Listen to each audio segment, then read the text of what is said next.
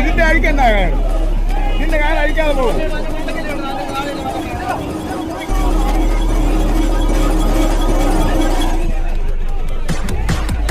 ജനപക്ഷത്തിനായി ദീപാഞ്ചിലെ പള്ളിയോട്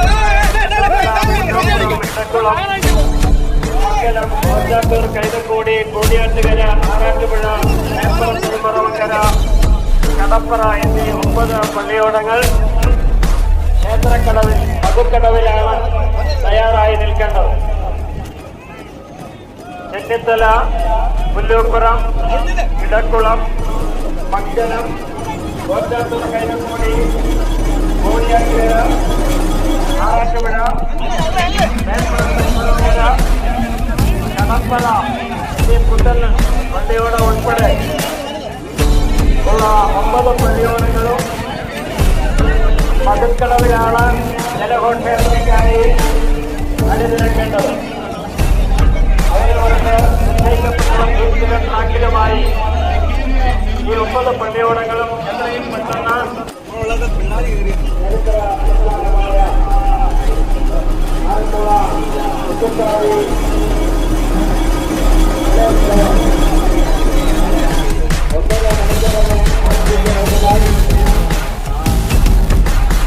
Pramod MLA ഉൾപ്പെടെയുള്ള ജനപ്രതിനിധികൾ വേദിയിലും സദസ്സിലുമുള്ള ബഹുമാനികൾ ചെയ്യപ്പെട്ടവർ വളരെ സന്തോഷകരമായ ഒരു ഒത്തുചേരലാണ്.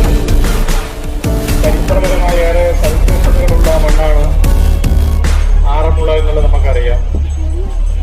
കണ്ണാടിയും വള്ളസദ്യയും പള്ളിയോടങ്ങളും ക്ഷേത്രവും എല്ലാം ചേർന്ന് ലോകത്തെ ഏതൊരു സഞ്ചാരിക്കും വരാൻ സാധ്യമാകുന്ന ഒരു ഡെസ്റ്റിനേഷനുകളുടെ സർക്യൂട്ട് തന്നെ ഈ പരിസര പ്രദേശങ്ങളുണ്ട് എന്നുള്ളത് നമുക്കറിയാം.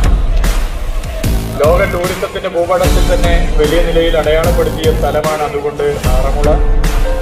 പൈതൃക ടൂറിസത്തിന്റെയും തീർത്ഥാടന ടൂറിസത്തിന്റെയും ഒക്കെ കേന്ദ്രമാണ് ആറന്മുള എന്നുള്ളത് നമുക്ക് നിസ്സംശയം പറയാൻ സാധിക്കുന്ന കാര്യമാണ്. ആറന്മുള വള്ളസദ്യയും നമുക്ക് മനസ്സും വയറും നിറയുന്ന സന്തോഷം നൽകുന്നതാണ്.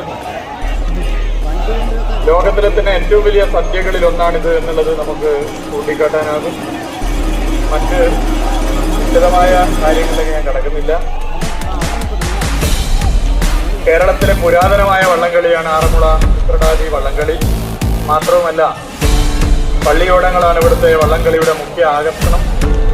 അതുകൊണ്ട് തന്നെ ആറന്മുളക്ക് അതിൻ്റെതായ പ്രത്യേകതയുണ്ട്. കേരളത്തിന്റെ ടൂറിസം മേഖലയിൽ വള്ളംകളിക്ക് വലിയ പ്രാധാന്യമുണ്ടെന്ന് നമുക്കറിയാം. സഞ്ചാരികൾക്കേറെ പ്രിയപ്പെട്ട ഒന്നായി വള്ളംകളി മാറി.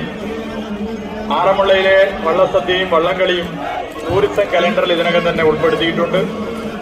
ടൂറിസം വകുപ്പിന്റെ ക്ഷേത്രങ്ങളെക്കുറിച്ചുള്ള മൈക്രോ സൈറ്റിൽ ആറന്മുളയിലെ ക്ഷേത്രവും ഉൾപ്പെടുത്തിയിട്ടുണ്ട്.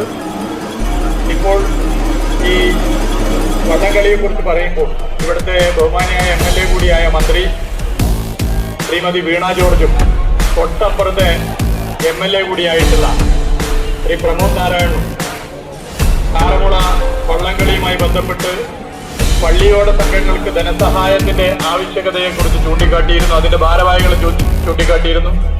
ബഹുമാനായ മന്ത്രി ശ്രീ സജി ചെറിയാനും അത് ചൂണ്ടിക്കാട്ടിയിരുന്നു. ശ്രീ പ്രമോദ് നാരായണൻ നിയമസഭയിൽ ഇതുമായി ബന്ധപ്പെട്ടൊരു സബ്മിഷനും കൊണ്ടുവന്നിരുന്നു. അതുപോലെ തന്നെ ഇവിടുത്തെ പള്ളിയോട സേവാ സംഘ സെക്രട്ടറി ഇതേ ആവശ്യം ഉന്നയിച്ച്